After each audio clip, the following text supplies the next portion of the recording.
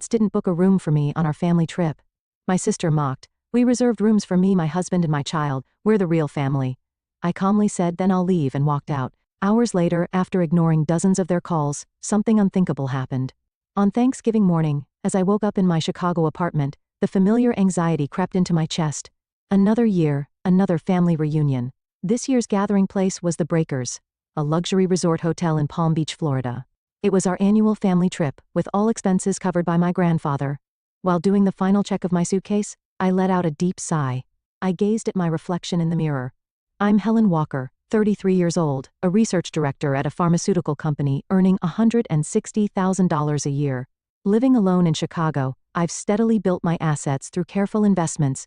Money is important, but dignity is even more precious. My grandfather's words echoed in my mind. He's a successful businessman who made his fortune in construction. Everything I know about financial management, I learned from him. Since childhood, he enthusiastically taught me about investments and asset management. He's the only one in the family who truly understands me. In stark contrast is my sister, Catherine, a former flight attendant turned full-time housewife. She lives an apparently affluent life with her husband and 7-year-old daughter. However, this lifestyle wouldn't be possible without monthly support from our grandfather. Their high mortgage payments, car loans, and their daughter's private school tuition, everything is covered by grandfather's assistance. Still, Catherine's social media is flooded with glamorous posts. New designer bags, dinners at expensive restaurants, luxurious vacations. She seems obsessed with portraying a lifestyle that's far removed from reality. My parents are similar. George and Margaret appear to be enjoying a comfortable retirement life in Florida. But that too wouldn't be sustainable without grandfather's help. Their retirement fund planning, the deposit for the upscale retirement home, everything depends on grandfather. My parents have always been cold toward me but indulgent with my sister. That hasn't changed since childhood. During my college years, I covered my tuition with scholarships and earned living expenses through part-time jobs. Meanwhile, my sister relied entirely on our parents for everything from study abroad expenses to living costs. The disparity remains a painful memory. Become someone who can stand on their own feet. That was another of grandfather's sayings. I've lived by those words, studying and working desperately to become independent. I built my career in the pharmaceutical industry, grew my assets through investments, and created a life that needs no one's support. The high-rise apartment overlooking Chicago's skyline was earned through my own efforts. Moderate luxury within my means, that's the life I've chosen. As I lifted my suitcase, anxiety about this year's Thanksgiving grew stronger. Every year, our family's distorted relationships only deepen. My sister's competition for appearances, our parents' biased affection, and grandfather's worried gaze. In the taxi heading to the airport, I contemplated this year's trip. The Breakers, a prestigious 5-star hotel established in 1896. Italian Renaissance architecture and luxurious suites exceeding $800 per night. The Thanksgiving special dinner was said to cost per person. Despite the glamorous setting, our family's reality was fragile and distorted. My sister's luxurious lifestyle, our parents' comfortable retirement, all were castles built on the sand of grandfather's support. And this year, those distortions were about to reach their breaking point. Everyone must have noticed, yet no one dared to speak of the reality that now awaited us. Through the taxi window from Palm Beach International Airport to the Breakers, Florida's gentle sunlight streamed in. On Thanksgiving Day, I arrived at the luxury resort under pleasant weather. I was the last to arrive. Pulling my navy Rimowa suitcase, I stepped into the Italian Renaissance-styled magnificent building. My simple yet elegant theory dress had slightly wrinkled during the long flight. The lobby spread out as a clean, dignified space. Above, luxurious chandeliers sparkled, and below, footsteps echoed quietly on the marble floor. Other guests were already enjoying their Thanksgiving afternoon in their own ways. On my way to the front desk, I spotted my parents. They appeared to be discussing something in a secluded area of the lobby. Mother was wearing what looked like a new resort dress, while father was dressed casually, appropriate for his age. When our eyes met, they quickly looked away. Miss Walker, I apologize, but I cannot find your reservation. The front desk staff's voice was apologetic. They kept checking the screen repeatedly, unable to hide their confusion. I can see the reservations for your family members. But at that moment, the sound of expensive heels approached. I turned to see Catherine walking toward us with a triumphant expression. An Hermes Birkin bag on her arm, and a Cartier watch gleaming. Oh, Helen, finally made it? Her voice carried deliberate sarcasm. The front desk staff continued checking the system. Other guests' attention began to turn toward us. How strange that there's no reservation. Catherine's voice rose in volume, calculated to draw attention from those around us. Her Louis Vuitton suitcase stood out conspicuously next to my navy case. Actually, Catherine stepped closer, wearing a victorious smile. I only made reservations for our family. Her words echoed throughout the lobby. With a mocking expression, she continued. A room for me, my husband, and daughter, and one for mom and dad. Just for the real family, you see. A moment of silence fell. The front desk staff was speechless, and our parents turned their backs even further away. The air around me felt frozen in an instant. Taking a slow, deep breath, I said without changing my expression, I see. Then I'll leave. My voice came out calmer than I expected. Readjusting my grip on the suitcase handle, I politely nodded to the front desk staff. Taking out my smartphone, I opened the taxi hailing app. Wait. Catherine's voice rose slightly. But I was already preparing to leave the lobby. Feeling the sympathetic gaze of the front desk staff, I started walking toward the entrance. My sister, though caught off guard by this unexpected development, maintained her triumphant expression. Our parents stood awkwardly frozen in place. Only the sound of my footsteps echoed through the silent lobby. The afternoon sunlight streaming through the main entrance felt oddly bright. While waiting for the taxi, palm trees swayed in the pleasant breeze. The Thanksgiving holiday I was supposed to spend at this luxury resort had ended in just a few minutes. Yet in this moment, a strange sense of liberation spread through my heart. Grandfather's words resurfaced again. Become someone who can stand on their own feet. Now, I felt I understood the true meaning of those words. During the few minutes waiting for the taxi, I gazed at the hotel's magnificent exterior. The Adams-style architecture told a story of over 100 years of history. Decorated lavishly for Thanksgiving celebrations, luxury cars kept arriving, with well-dressed families stepping out. Through the lobby glass, I could see my niece, Amy. Wearing an expensive dress unsuitable for a year old, she was fidgeting behind her mother. Perhaps she was looking for me. Every Thanksgiving, it had been my tradition to bring her a present. This year, I had prepared a pearl hair clip. It was still beautifully wrapped in my suitcase. As I got into the arrived taxi, I told the driver, to Palm Beach International Airport. On my smartphone, I was already searching for the next available flight to Chicago. Though airfares are expensive during Thanksgiving, that didn't bother me at all. Rather, the emotional energy I'd wasted every year during this season seemed far more costly. Through the rearview mirror, the Breakers building grew smaller. Its form gleaming in the afternoon sun seemed to symbolize our family's superficial glamour, and now, the first crack had appeared in that facade. I couldn't predict what would happen next, but one thing was certain. There was no going back. The taxi's interior provided a quiet space, shielded from the outside clamor. The air conditioning maintained a comfortable coolness, and the premium leather seats gradually eased the tension from earlier. Outside the window, Palm Beach's distinctive resort scenery flowed past. Neatly lined palm trees, white luxury homes, and occasional glimpses of the Atlantic's sparkling surface. Views that would normally captivate me now felt strangely distant. I took out my smartphone and dialed my grandfather's number without hesitation. The ringtone before he answered seemed longer than usual. Helen, what's wrong? Grandfather's voice carried its usual composure. I have something to report, I began speaking in a matter-of-fact tone. I conveyed the events at the hotel without emotion, just the facts. The missing reservation for me alone, Catherine's words, and how I left. I explained everything chronologically. On the other end of the line, I could hear Grandfather's breathing become slightly rough. I could tell he was controlling his anger. However, I didn't add any words seeking sympathy. I understand. I'll handle this from here. Grandfather's voice was low and heavy. In these brief words lay a premonition of what was to come. Shortly after hanging up, the incoming calls began flooding in. First from Catherine. Over 10 missed calls registered within 15 minutes. Helen, Amy wants to see you. She was looking forward to our annual Thanksgiving. Can't you think about a child's feelings? My friends are coming for dinner tonight. I was planning to post perfect family Thanksgiving on Instagram. Do you know how embarrassing it is to explain this situation? Catherine's voice grew increasingly hysterical. Between these calls, emails from our parents started arriving. We could have added another room, but as Catherine said, we prioritized the real family. You're independent now, aren't you? Mother's email reflected years of coldness. If you can afford it, why not get another room? With your salary, it shouldn't be a big deal. Why are you being so emotional? The following email even included spiteful calculations. Father's email was even more heartless. Catherine has a family, a husband and child. You understand, right? Can't you just quietly put up with it for Thanksgiving? That's always been your problem. Only thinking about yourself, never considering the family. Mother continued in a tone that made me seem like the villain. We had everything planned for social media posts. We were supposed to take lovely photos of you and Amy. It's all ruined now. My chest tightened with each message I read. But these were words I should be used to by now. Since childhood, my sister and I had always been treated with this same kind of discrimination. As the taxi neared the airport, a new wave of messages surged in. Because of your selfishness, Amy is crying. She had been waiting so long to see her aunt. My sister continued using her daughter as a shield until the end. Behind it, I could only see vanity and pride. From Mother, more sarcastic emails arrived. Poor Catherine. If you knew how desperate she is about Amy's future, you wouldn't understand, but children's education requires money. And yet, at a time like this, I felt no need to reply. If anything, I felt grateful that they had shown such blatant true colors. Just before reaching the airport, an email arrived from grandfather. I'm proud of your decision. I understand everything. At those words, my eyes briefly welled up with heat.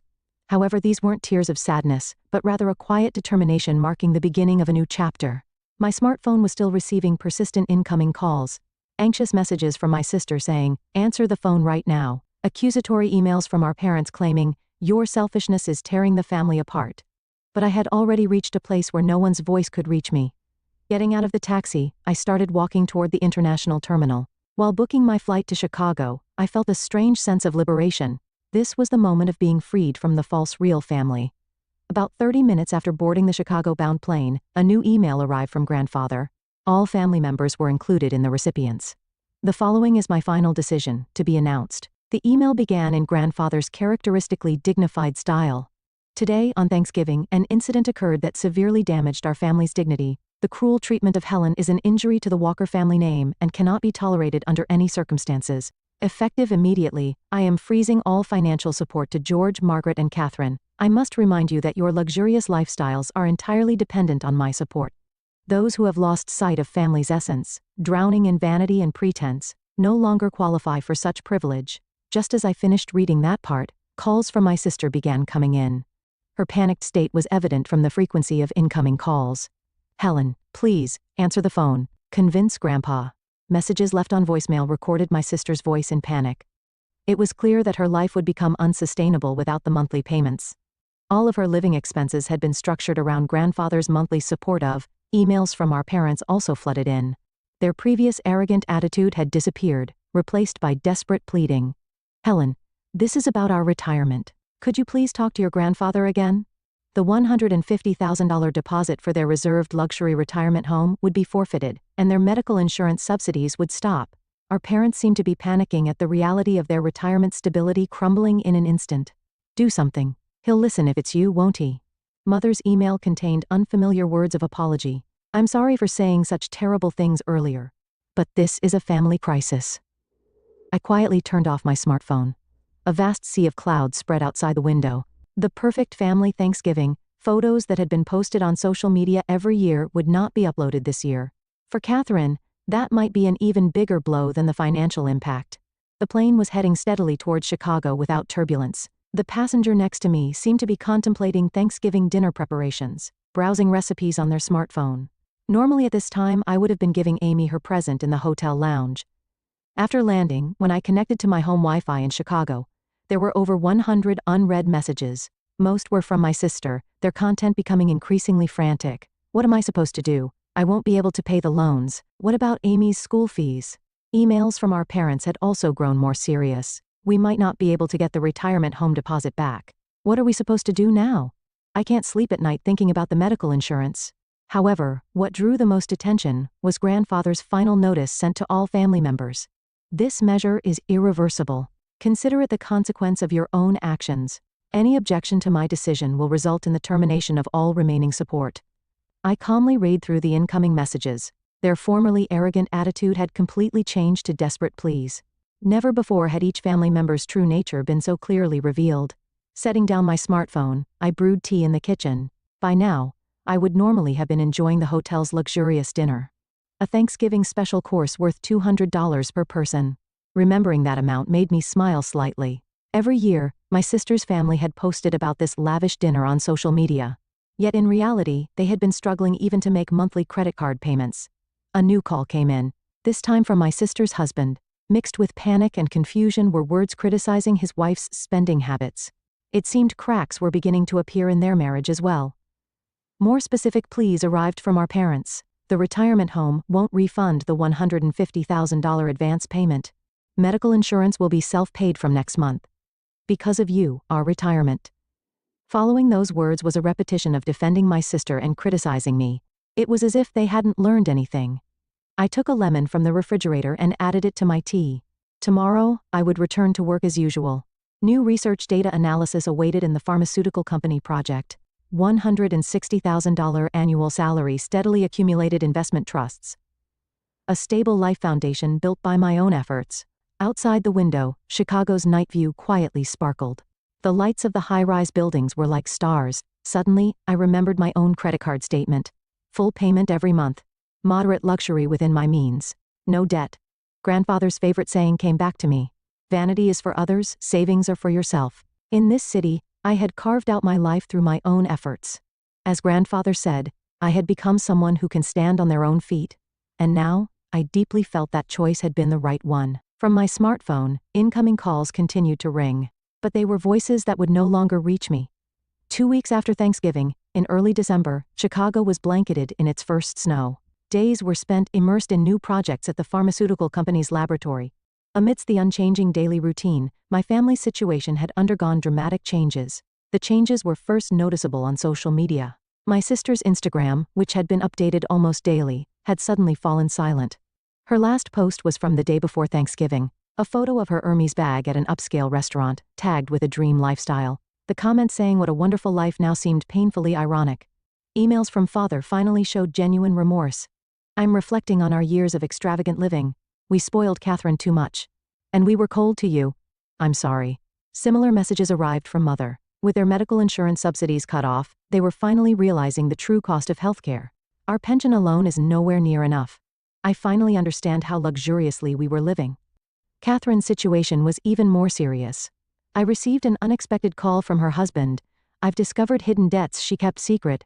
I'm shocked by the credit card bills. We can't maintain this lifestyle anymore. With grandfather's support suddenly cut off, their facade of affluence was rapidly crumbling. We're considering moving to a cheaper house. Looking at public schools for Amy too. Catherine cries every night, his voice mixed with exhaustion and resignation. Their marriage itself seemed to be in crisis. In contrast, my life remained peaceful. I arrive at work at 8 a.m. and return home at 6 p.m. Weekends are spent attending investment study groups, reviewing my savings management, continuing my life within reasonable means. Just yesterday, I was promoted to team leader for a new research project. My salary is expected to increase gradually. Investment trust operations are going well, with no worries about the future. Vanity brings momentary satisfaction, savings bring lifelong peace of mind. The weight of grandfather's words was now being felt deeply by the entire family. While my parents worried about retirement insecurity, and my sister struggled with debt repayment, I was simply continuing my ordinary life. Over these 2 weeks, the frequency of emails and calls had significantly decreased. The desperate contacts that came daily during the one stone few days had dwindled to once or twice a week. Their content too was gradually shifting toward resignation. Amy will be transferring to public school. She'll take the school bus. I never imagined. My sister's latest email showed signs of accepting reality. The e-dream private school life she had shared on social media would never be posted again. Our parents were also considering moving from their luxury Florida community to an affordable condominium. Struggling with medical bill payments, their dream of a luxurious retirement had crumbled easily. We've been living with wrong values for years. That's what was written in father's latest email. However, whether this realization would become a catalyst for restoring true family bonds remained uncertain. Last week I received a concise email from grandfather. Awakening to the truth of life sometimes brings pain. But it's necessary pain. Your decision gave them an important lesson. I didn't reply, I just quietly saved the email. In Chicago's winter sky, new stars were twinkling. 3 months after that Thanksgiving, early signs of spring were beginning to appear in Chicago. My life hadn't changed, or rather, it had become even more fulfilling. The new project at the pharmaceutical company was progressing smoothly, and last week I received notice of a promotion. My achievements as research director were recognized, and my salary would be increased to $200,000. Investment trust operations were also doing well, with assets continuing to grow steadily. From my office window, I could see the vast surface of Lake Michigan. Waves sparkling in the spring sunlight conveyed a quiet hope. New research data was piled up on my desk. Time immersed in work was my most precious time. A birthday present arrived from grandfather the other day. A simple pearl necklace. The attached card bore a single line in his familiar, elegant handwriting. True brilliance dwells in those who stand on their own feet. I'd started maintaining minimal contact with my parents. They'd moved from their luxury Florida community to an affordable condominium. Those struggling with medical bill payments, they seem to be gradually adapting to reality. Luxury brings momentary joy, but there's genuine security in a grounded lifestyle. Mother's email contained words of genuine understanding for the first time. My sister's family had moved to an ordinary suburban neighborhood. Amy had started attending public school and was getting used to riding the school bus. Catherine's social media remained inactive. How empty it all seems now, posting just to keep up appearances. Such words appeared in a rare email from my sister. Days spent struggling with credit card payments. Their marriage was still strained, but at least they were no longer turning away from reality. I had begun setting new goals. I wanted to build more achievements in pharmaceutical research, and eventually lead my own research team. I hoped to pass on my knowledge and experience to young researchers. On holidays, I attended study groups about investment and economics. The people I met there all led solid, practical lives. The sincere conversations, free from pretense and vanity, were refreshing. The Thanksgiving incident had left important lessons for each family member. The importance of financial independence, the emptiness of a pretentious lifestyle, and above all, the true meaning of family. Grandfather's final words still remained in my heart. Real bonds can only be born after overcoming hardship. In my desk drawer, the pearl hair clip I had prepared as Amy's present still remained, beautifully wrapped. Someday, when she realizes true value, when she understands the importance of standing on her own feet, rather than counting social media likes, perhaps that will be the right time to give her this clip. Outside the window, early spring winds rustled through the street trees. As if announcing the beginning of a new season,